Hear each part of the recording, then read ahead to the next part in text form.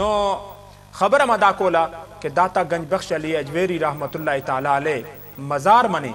چې کوم دا کار شوی دی نو موږ د دې مذمت کوو چې هغه داتا سے بھی اسلام د بر صغیر ته دا خور کړو اور داتا سے مزار منی سلیخ رضی اس وخت چې خواجه معین الدین اجمیری رحمت الله علیه کیناستو نو الته کې اغله چې مقام ملاو شو اور روحانی طاقت والا ملاو شو دا شعر ہوئے گنج بخش فیض عالم مظہر نور خدا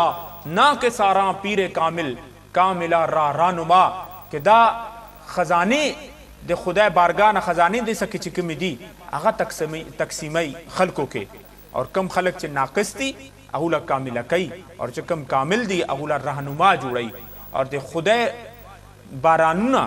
د رحمت د فضل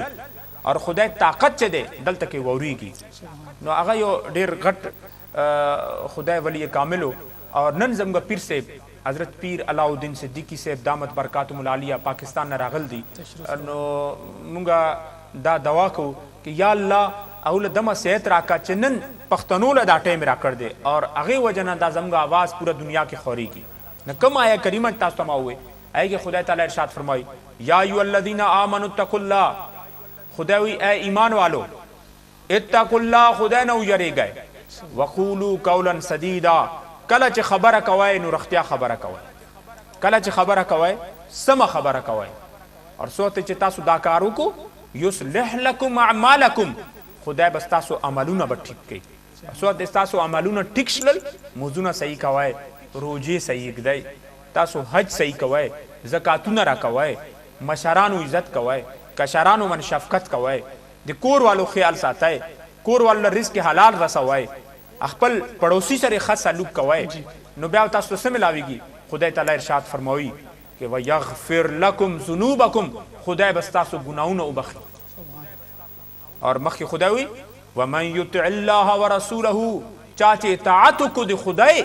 او د هغه حبیب حضرت محمد رسول الله صلی الله تعالی علیه و آله وسلم فقد فاز فوزا عظیما هغه لپاره ډیر غټه فلاح ده کامیابی ده هغه لپاره ډیر غټه ګټه ده د دنیا کې بھی اور د دنیا نه پس بھی تاسو دا غور وکای نن مونږه د ټي وي مرناستو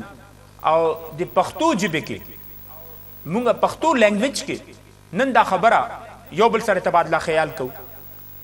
باهمي گفتگو کو څوک جرمني نه راغل دي څوک دا وخت د انګلند نه دي څوک افغانستان نه دي څوک پاکستان نه دي څوک کوم سیمه سره تعلق لري نو دا یو جبه ده چې موږ یو بل سره کنورسیشن کوو تبادله خیال کوو نو خدای تعالی چې کوم جبه زموږ خپل نبی حضرت محمد رسول الله صلی الله علیه وسلم راکړی و هغه عربي و قرآن کې راځي قرآن کې خدای تعالی ارشاد فرمایي کہ دا قرآن مونږه عربي جبه کې نازل کړ دے انا انزلنا مونږ دا قرآن نازل کړ دے عربي جبه کې او دغه شانتي تاسو دا غور وکړئ چې څو وخت دو میله چې مونږه اپل لاړ شو نو الته کې جبه لیونته بدل شي نو دا جبه خدای یو داسې طاقت را کړ دے کہ نه د دې اموټي به کول نه پروزي د دې د لپاره مونږ له دوی به نه غسل پروزي زموږ ماسو کې یو خیال راغی او زړه کې نو اتوماتیک خدای تعالی مونږ له دې داسې یو جبه را کړ دا کہ دا هغه وخت کې خبره باندې شروع شي نو دا جبه داسې ده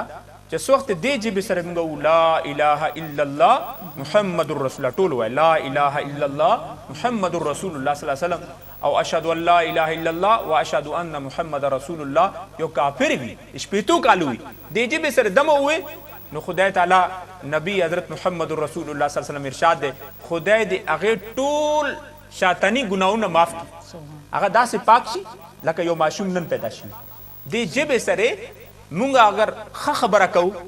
نو دا ګوره سمجھات خدای تعالی خپل نبی حضرت محمد رسول الله صلی الله علیه وسلم ارشاد ده کہ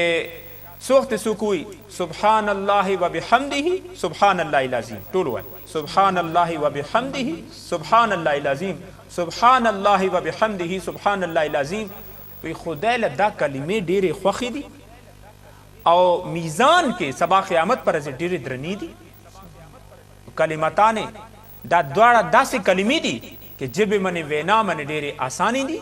هغه کلمې سي دي نبی علیہ السلام د بخاری شریف آخري حدیث ته دا چې سبحان الله وبحمده سبحان الله العظیم څو وخت چې وایې نو دا سبب قیامت پر ځي ستاسو اعمال چې څو وخت تلی خدای با نو دا به هغه کې ټول نه زیاتې درنې بدایي نو دې سره چې موږ یو سمه خبره وکړو نو تاسو دا خیال وکړئ دې سره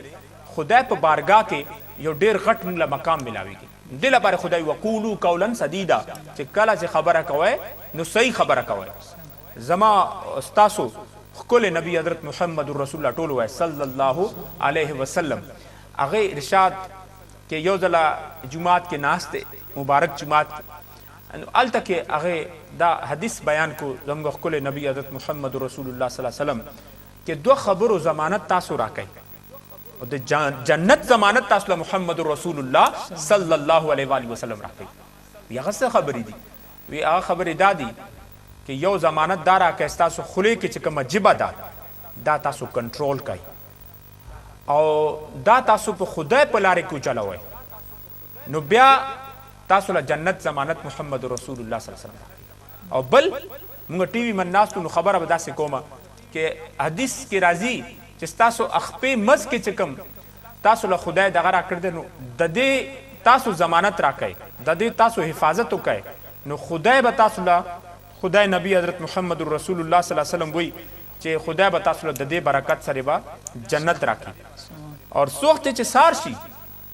نو سار وخت شي نو دا د پوره زموږ جثه چې ده سر نه واخلې تر اخپو پورې نو دا پوره جثه چې ده نو دا جبه ته التجا کوي زموږ جبه ته وایي چې ای جبې موږ نن رحم وکړه حدیث کې راځي اگر غلطي تا نه وشله نو ډنډه به سر باندې پروزي غلطي چې به نه کېږي ډنډه سر باندې پروزي غلطي چې به نه کېږي سپېړه مخ باندې پروزي غلطي چې به نه کېږي نو انسان جیل ته انسان ځي نو دې لپاره حدیث کې راځي نبی علیه السلام ویل دي سار وخت شي څو وخت نور چې وځي نو هغې وخت کې دا ژبه چې دا دې ته ټول جسم التجا کوي منت ورته کوي زاري ورته کوي بھئی خیال ساته دا نه غلطي ته وکړو وول موږ وخورو نو دا نن دغه زما دا تاسو ته یو میسج دی چې څو وخت زموږ لیډران ښه میسج چې راکړي پوره دنیا ته ټوله دنیا خوشحاله شي او څو وخت چې بد میسج لکه نن چې داتا صاحب رحمت الله تعالی علیه مزار باندې دا دماکې شوي دي نو دې سره زموږ زړه جاړي دې سره ټول عالم اسلام له یو تکلیف ته یو داسې مقدس ځای کوم ځای کې روحانیت دی داسې مقدس ځای کوم ځای کې شریعت دی داسې مقدس ځای کوم ځای کې مونځونه کېږي جومات دی داسې مقدس ځای کوم ځای کې خلک راځي غریبانان هلته کې جمع کېږي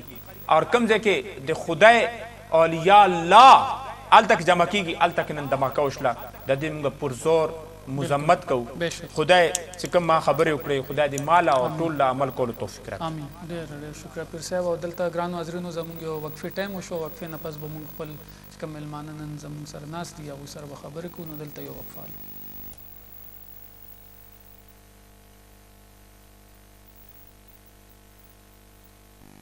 بسم الله الرحمن الرحیم ګرانو حاضرینو یو ځل بیا ستاسو خدمت کې زه حاضر یم وقفې نه پس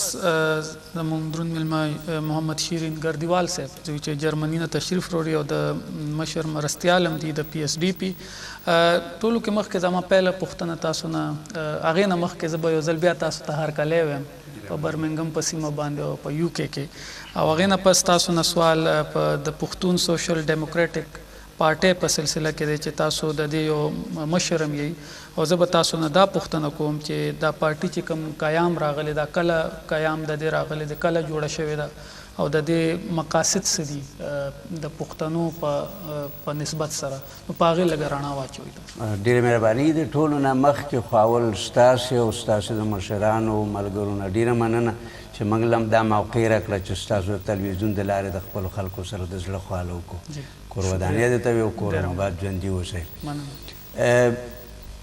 د پښتنو ټولنیز ولسوالیز ګوند په 1901 کې د جرمني د کل په ښار کې تعداد ایښودل شوی دی